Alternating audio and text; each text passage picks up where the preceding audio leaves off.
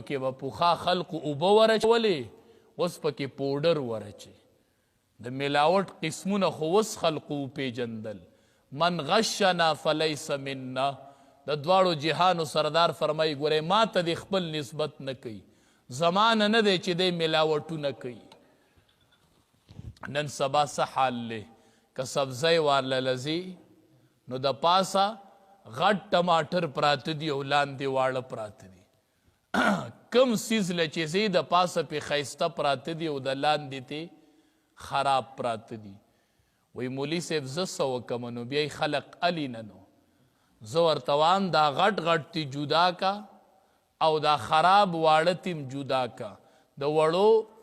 دا ډیرې جدا ودروه او د غټو هغه جدا ودروه غټ ښه ګران خرڅوه کو څوک دا علي او کو دا علي خو بار نه چې ګاک وویني وی ښکلي ټماټر دي او تا نه د ریټ تپوس وکړي او تا وله پیسې ورکړي تا له پیسې درکړي نو دی ورله د لاندې نه تله اړم کړي هغه ګاک په ایمان یې ووایي یو ګاک هم خوشحاله نه واپس شوی هغه خپی وی ګوره دا تا ماله څه راکړل وی دا به زه په چا خرڅوم یعنی دا دوکه به د چا سره کوم جو ستا سره مې وکړل نو زه خو ناست دې دوکې ته یم نو وی مولي صاحب وی په رزق کې مې برکت نشته دیاړي راته نه پاتې کېږي نو ته په دې اشته حالت کې دا دوکې کوي ستا رزق کې به برکت د څه نه پیدا شي نو آن تر دې چې دا زمونږ لاندې مزدور دی د ټولو نه کمزورې د شورو د خیانت او د ملاوټ نه کړي نو په بره پسې ځه نو څه کې به برکت راشي نو برکت د کم ځای نه راشي رزق کې خوږوالی د کم ځای نه راشي علما وایي ګورئ د دې نه هر هغه کس مراد دی چې هغه د بل په حق کې ګورئ کمی کوي زه وایم ای دکانداره وام دکانداره زما مقصد دا دی ای د گاډۍ خاونده ای د سبزۍ خاونده زه وایم سبزي خرڅوه خو چې ایمان درنه لاړ نشي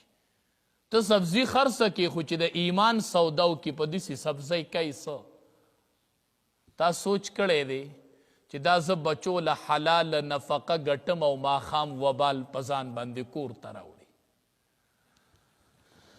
ګاک سره ډیره ګزاره کوئ عیوب ورته ښیئ الله به په رزق کې برکت ورچي دا فیصلې د برې نه دي دا په دوکو په قسمونو مال نه خرڅېږي حدیث مبارک کې راځي من اقال مسلما اقال الله عسرته یوم القیامه چا چې د یو مسلمان سره اقاله وکړله ای دکاندارانو تاسو ته وایم چا چې د یو مسلمان سره اقاله وکړله اقاله څه ته وایي تا نه یو څیز چا واغستو ګاک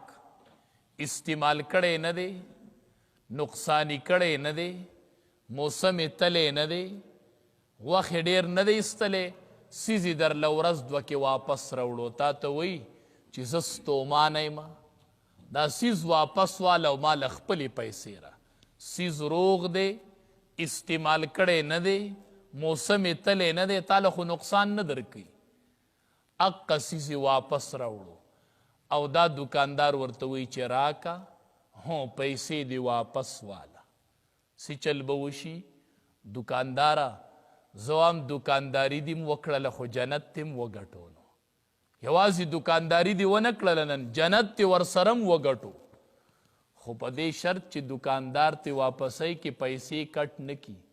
چې څیز یې نقصاني کړی بیا خو ټیک ته نقصاني کړی نه دی او دې ته تې پیسې د څه کټ کوي نو چې پیسې تې کټ نه کړي او تقریر ورته ونه کړي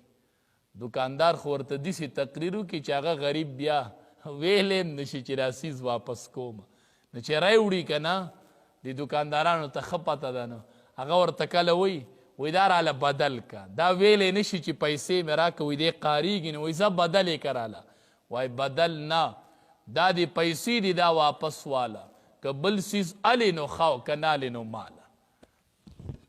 دکانداره یو څیز خو درته واپس شو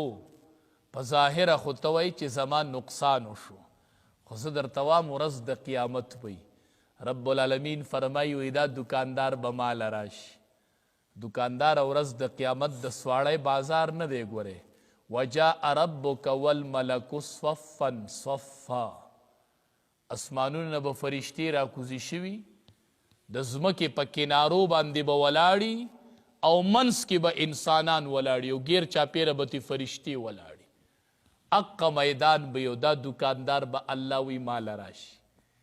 چې ماله دا دکاندار راشي او ما سره مخامخ شي،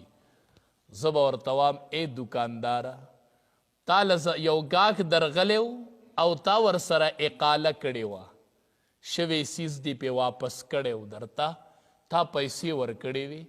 اقال الله عسرته یوم القیامه. ای دکانداره نن زه ستا سره اقاله کومه، دا ګناهونه دې ټول ما ته راوپس کا،